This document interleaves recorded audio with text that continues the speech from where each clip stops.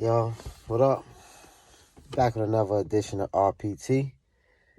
And y'all gotta excuse me. Today was my only day off this week. I was actually asleep. I literally just woke up to shoot this video. And my house is kind of hectic, so I came in my car to shoot it. Really the only place I get some sanctuary sometimes.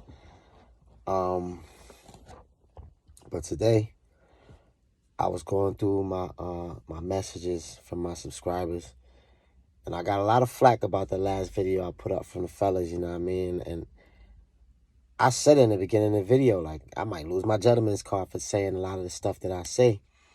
But I feel like if we going to call the show RPT, Real Prison Talk, then we got to get real, you know what I mean? We can't sugarcoat it. We can't cater it to just the men. So I apologize, whoever felt like I was giving up the game.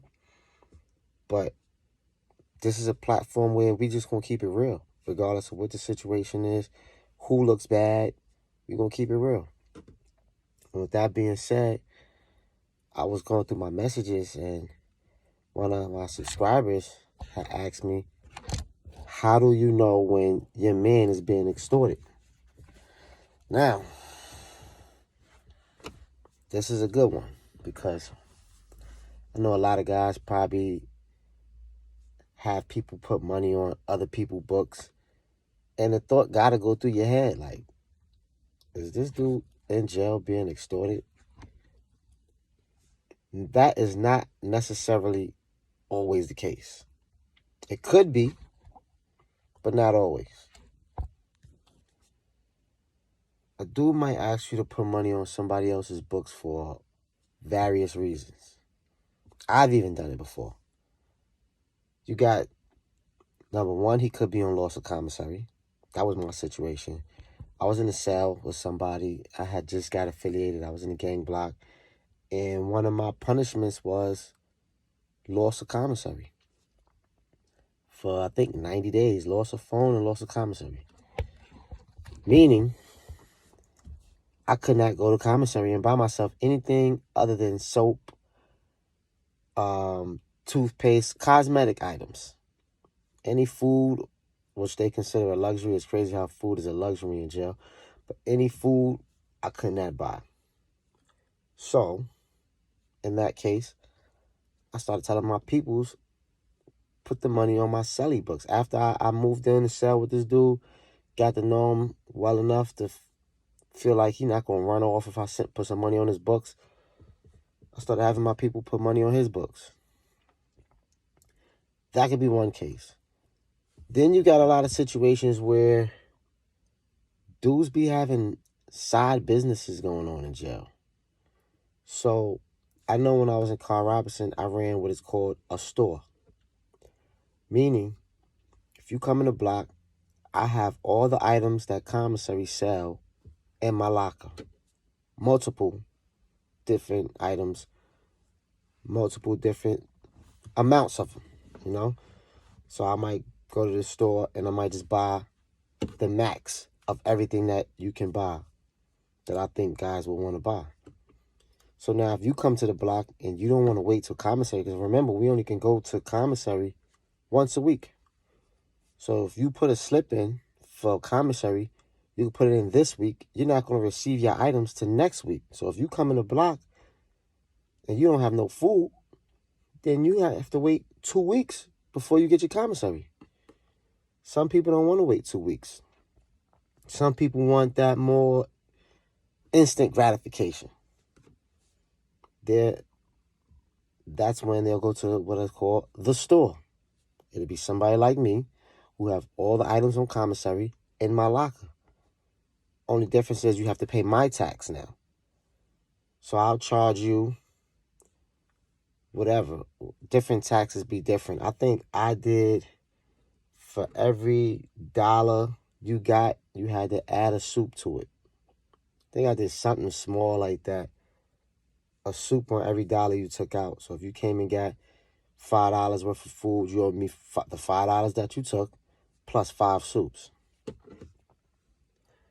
Now, a lot of times when dudes do this, Just like they want instant gratification, I want my instant pay.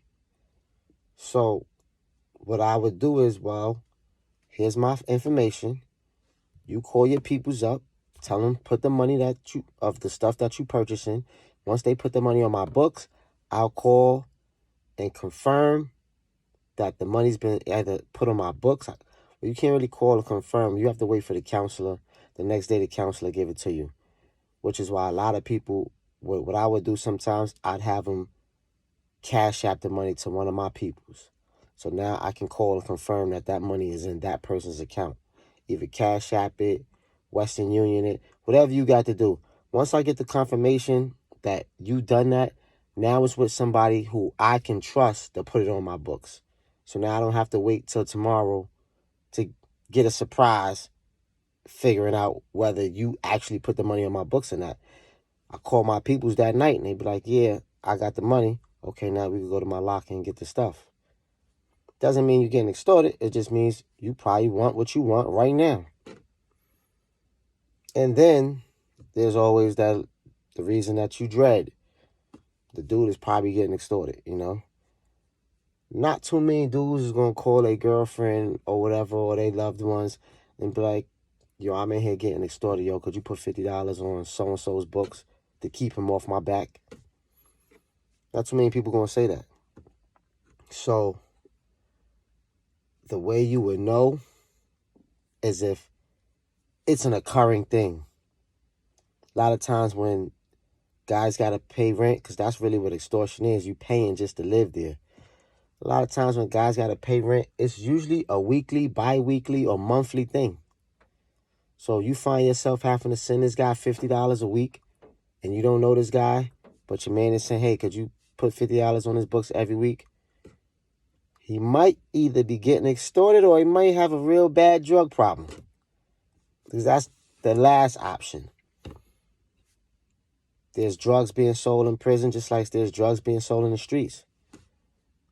But people ain't walking around with money in their pocket in prison. So the guys with the drug problems, they have to tell their family members and loved ones, hey, could you put $50 on so-and-so's books? And so-and-so is probably his jailhouse dealer, you know?